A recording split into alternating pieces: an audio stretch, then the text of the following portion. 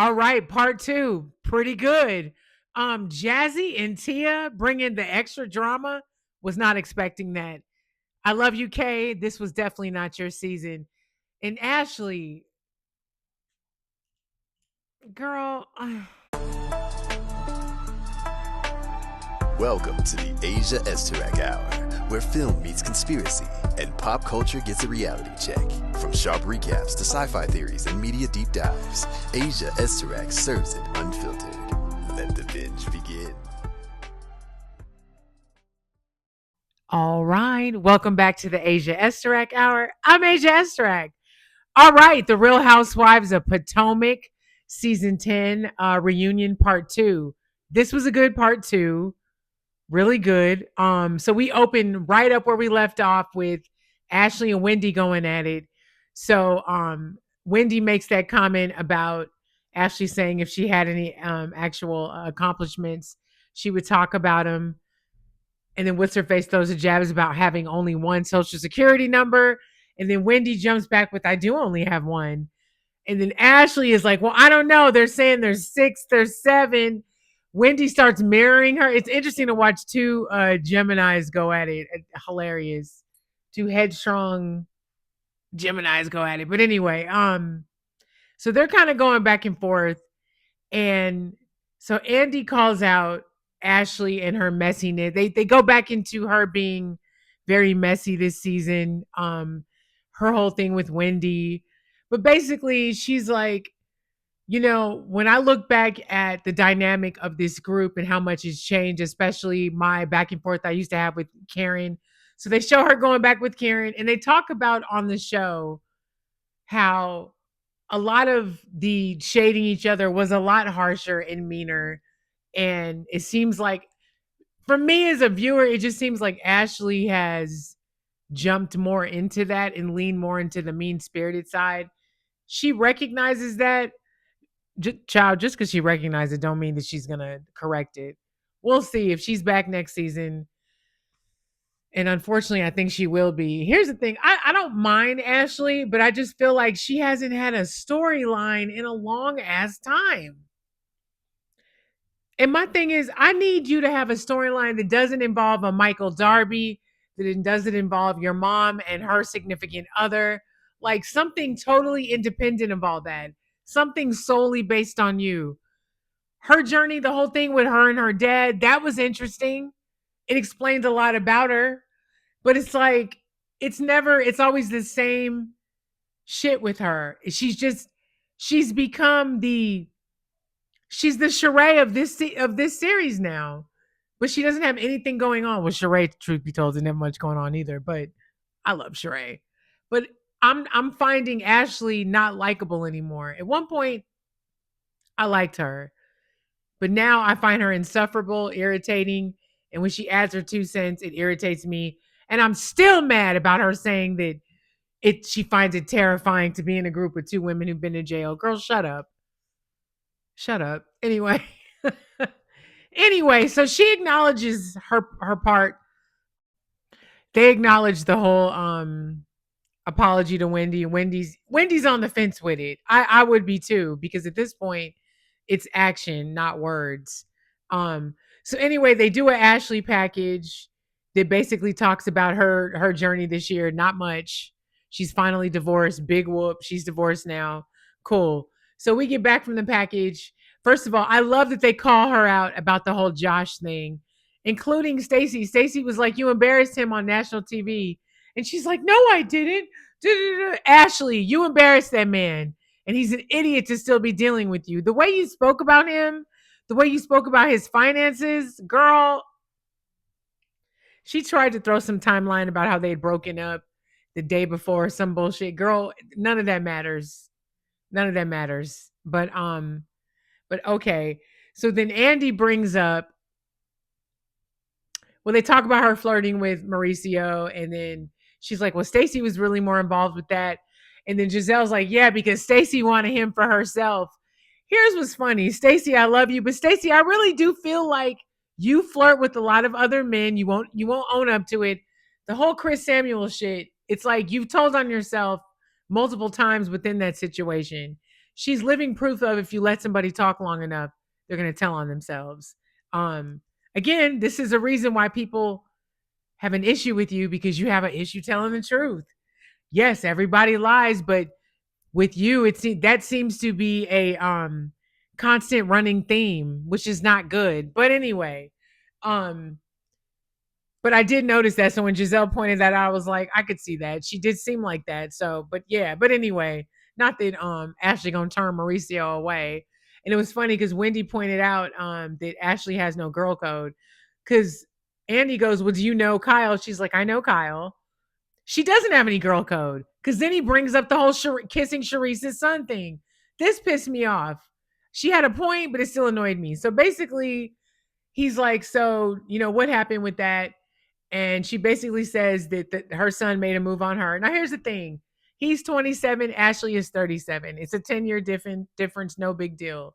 The problem comes in is that's your friend's son. Um, she said nothing happened beyond the kiss. Bullshit. I don't believe that at all. You even kind of alluded to there being more when you asked her, so you wouldn't be upset if more happened. If more happened, to me, you're telling on yourself. But okay, girl. Um, but Ashley's like, at the when we were filming, I brought it up. She was totally fine with it. But then afterwards, I'm hearing her in all these interviews. Here's my thing with that. Sharice, let's don't play dumb. First of all, you didn't care like that. You didn't care until it aired and the audience tore your ass up because it was a boundary violation. Whether he's of age or not, the relationship is that's your friend pushing up on your child. It's weird, even if he is an adult.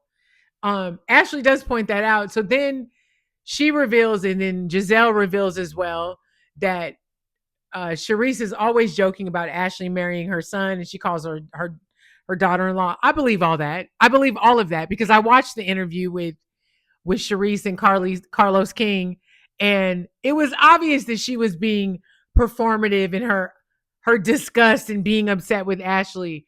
Girl, you were saving face because the people were coming at you. If you was really about that life, you should have told all of us, the audience members who were judging it, you should have told all of us to fuck off. Listen, I like Ashley. I don't have an issue. If my son wants to get with her, I would love that. I would love for her to be my daughter-in-law, according to what Ashley and Giselle was saying. Um, my whole thing with that is, Ashley, you don't like being judged about it, but you brought it up. You brought it up on national TV. You're the one that repeated the shit in front of cameras. You chose to tell your friend in front of the cameras. So why are you surprised by any type of backlash, clapback that you're getting from that? Now, your friend is wrong because she clearly didn't have an issue with it until all of us saw it and had an issue with it. But it's like, girl, none of us would have known that. And real talk, if that had been me, I would have went to the grave with that shit. I just would have never repeated it. And if I did, it would have been nowhere near a fucking camera. Just saying. Like, Ashley, sometimes you just tell on yourself. From Gemini to Gemini, shut the fuck up. One thing I do want to add in this package real quick. So Ashley reveals that she's writing a children's book and she's going to be writing some more. Ashley, that's interesting. Why was that not covered on the show? I find that interesting. And I love that she had a very inclusive book. They had a disabled kid on the cover. Like, she really, I think that's anything with kids is an automatic win in my book. But I'm like, why wasn't this on camera instead of you being messy and meddling in other people's lives and making out with people's sons? All right, so up next, tongue twisted, we have the lovely Kay Kiarna, one of my favorites. I just love her.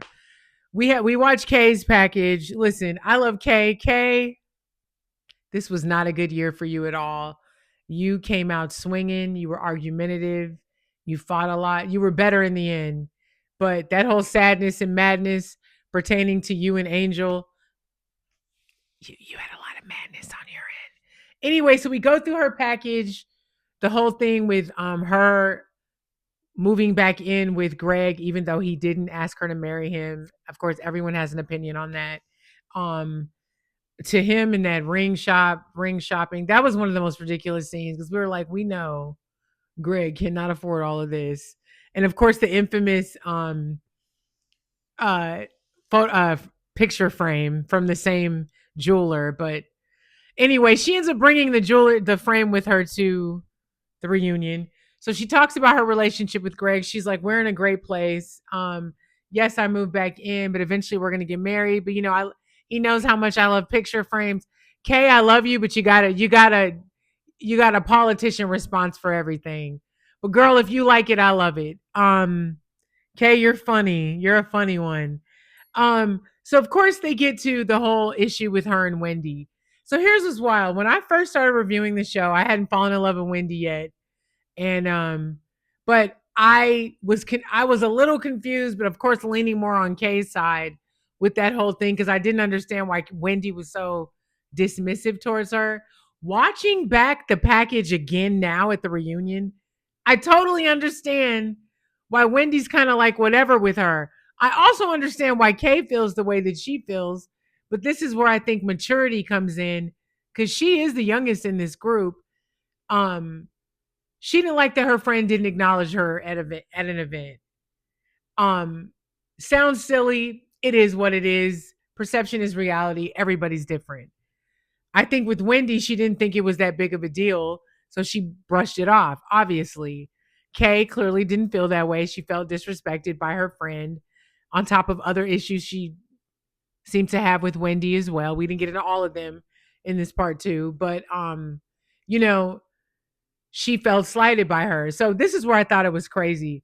So they're going back and forth about this. And then Wendy has a text from somebody who was there who took a picture and acknowledged that she had acknowledged Kay.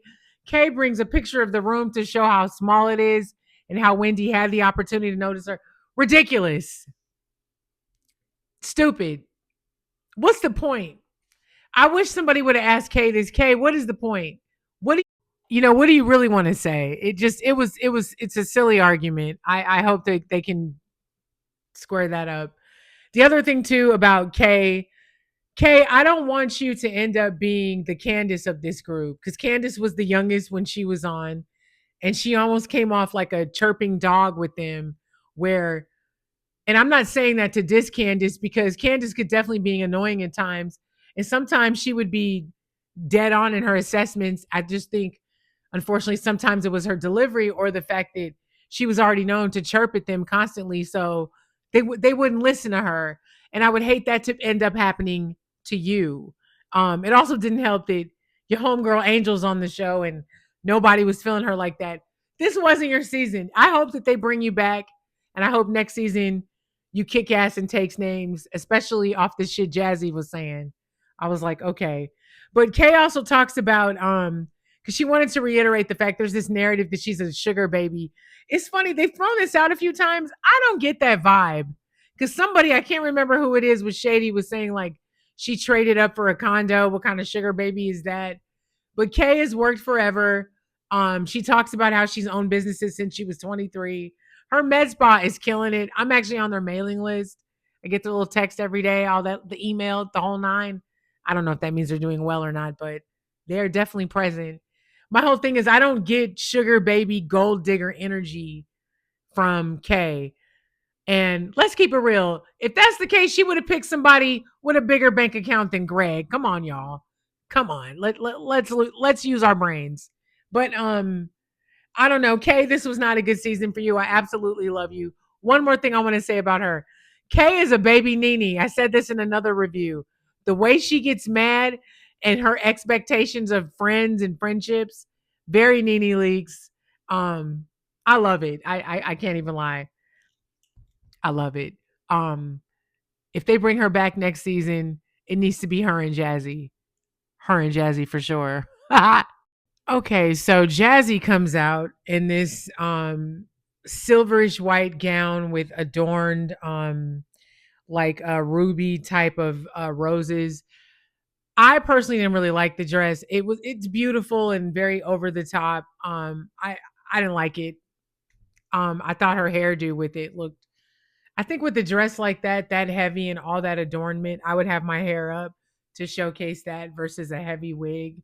She's pretty, but Jazzy's a pretty girl, and sometimes I feel like the wigs that her stylist puts her in with some of the clothing take away from her beauty versus add to it.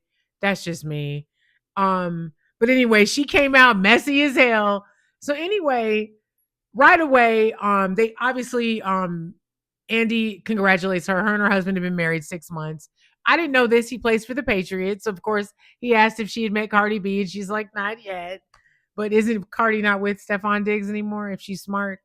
Anyway, come on, Cardi. But she's like, yeah, I'm happy being a wife, blah, blah, blah. So, of course, she takes a jab at Kay. And she's like, I don't understand what happened with Kay. I saw her yesterday and she didn't even acknowledge me. And Kay's like, I didn't recognize you when I was on the train with Ashley and Ashley spoke to you and I went, oh, okay, there's Jazzy. They have a beef there that I don't understand where it came from.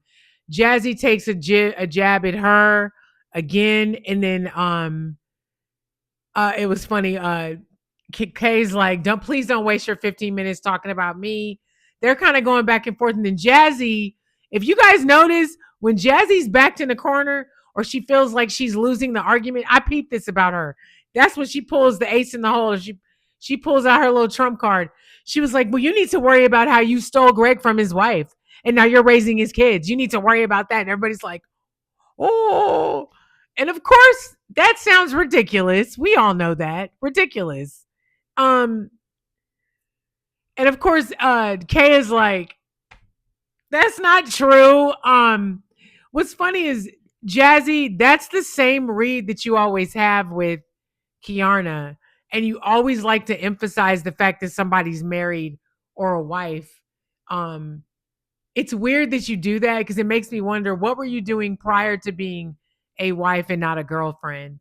You harp on it a lot. It's weird. I still can't totally figure you out. I think you're being like fake real with us, the audience, and even the people on the show. But I don't know. I don't know, Miss Jazzy. So we get to Miss Tia from across the pond. So we watched Tia's package. I thought she had a great first season. Um, so she starts talking. They inquire about her husband. So there's this theme that her husband doesn't show up enough on the show. Am I tripping? I thought we saw her husband quite a few times. I mean, I thought we saw him enough where he seemed cool to me, and it was always when their kids were there and the kids were interesting. Maybe I'm missing something. I don't know, but they talk about that. It was also interesting because Andy brings up her relationship with her father and meeting her half siblings. Her father clearly stepped out of the marriage and had two other kids while married to her mom.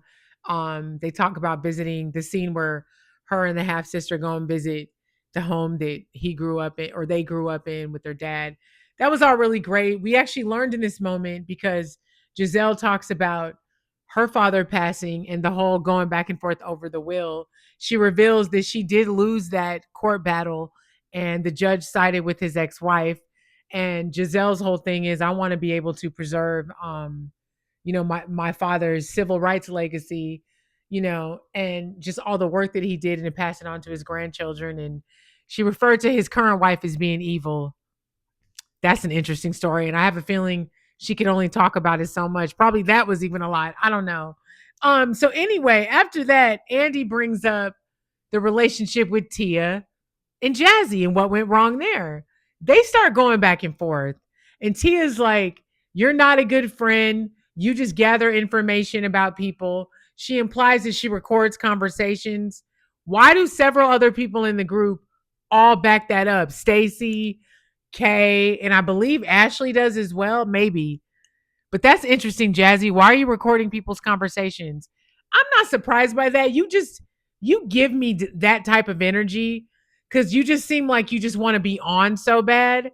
Um, and even when her and Tia were going back and forth, because that's right. They refer to the fact that what's her face blew up at Tia when Tia was talking about the owner of that restaurant that they were at, and he was commenting on her being beautiful and Jazzy flipping out on her. You brought that up 14 days after my engagement. And Tia was right. She's like, my reaction was like, your reaction was so disproportionate to what was going on. It caught me off guard. Girl, it caught all of us off guard too because it made no sense. Um, Jazzy is doubles down on it and continues to go back and forth with Tia. And what's funny, Jazzy likes to take jabs at people's financial situations, preferably their spouse or partner, because she did that with Tia. She makes some comment to Tia like, well, my husband was making such and such $1 million, blah, blah, blah. And then Tia hits her back. You could tell this was the truth because she got really mad. Tia's like, well, you were telling me when your husband was unemployed, you had to take out $150,000 loan. Jazzy gets upset, admits that that's true. And she's like, but he has a job now. Da, da, da, da. That's why you don't tell people your business. Clock that. Um, Tia tells her, she's like, you're not a friend to anyone in this group. So that's when we get into the Stacy going to Jazzy's wedding of it all.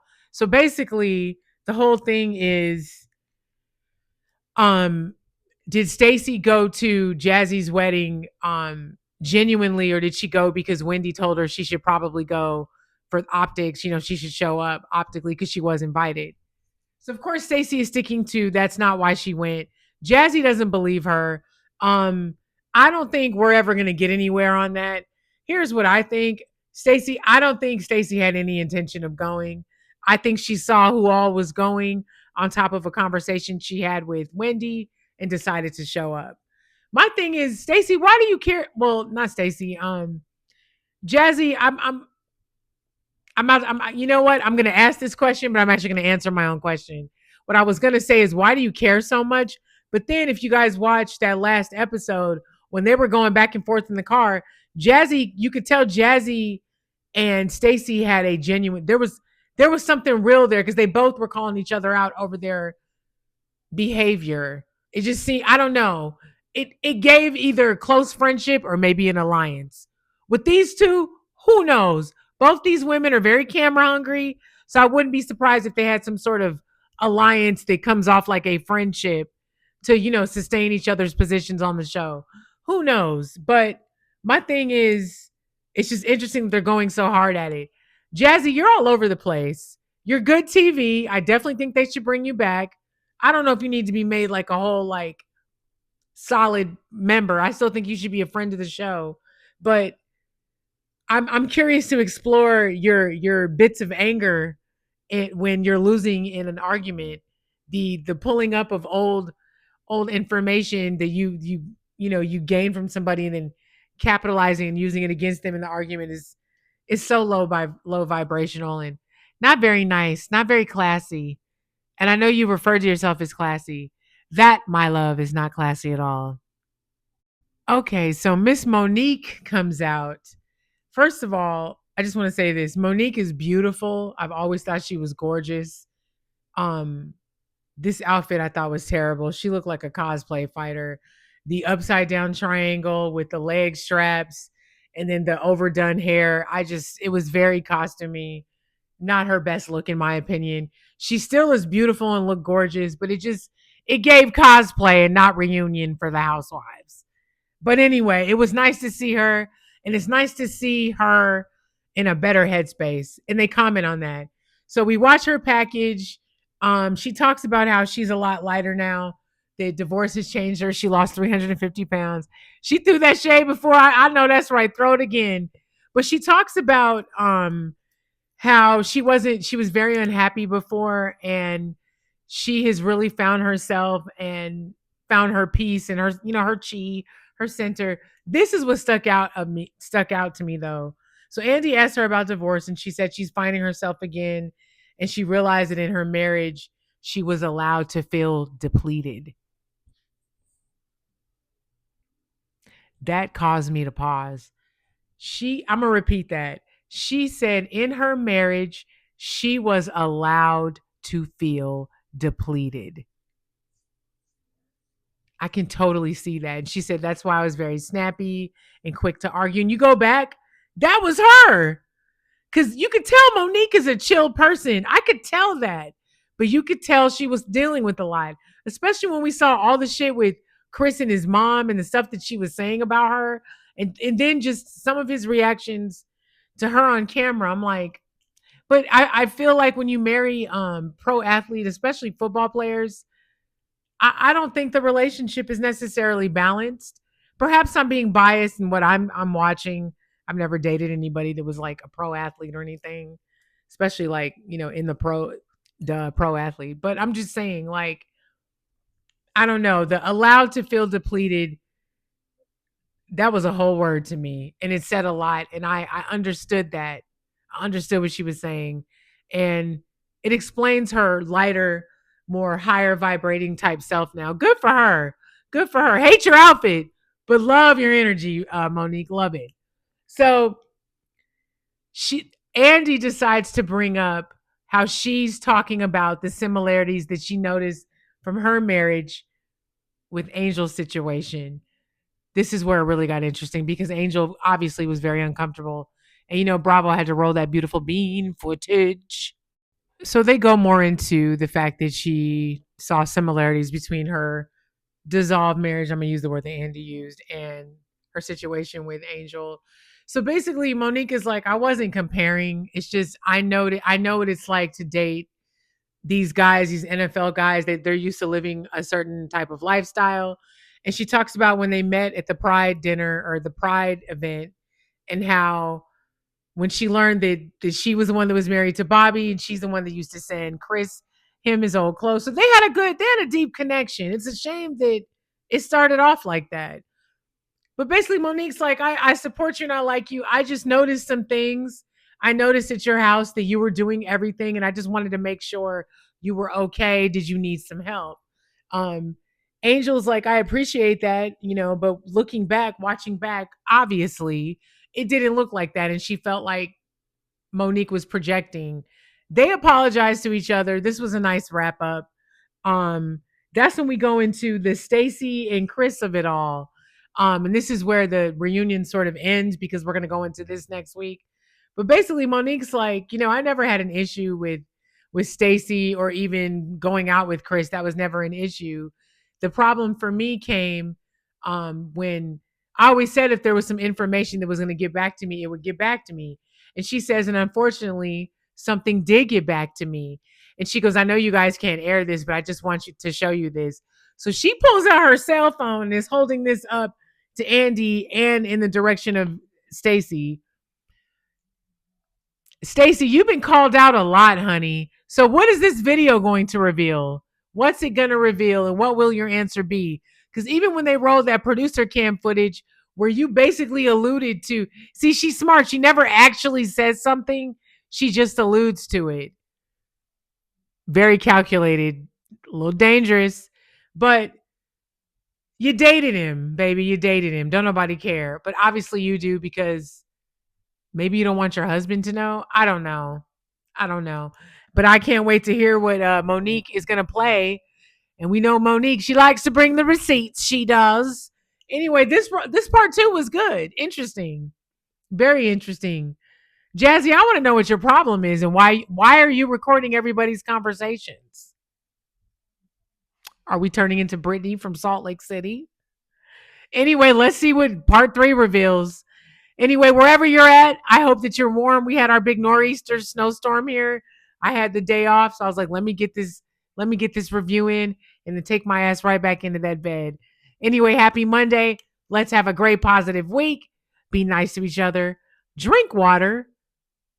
I said that in the wrong. Stay hydrated. And it cut off, but I'm going to go return these videotapes.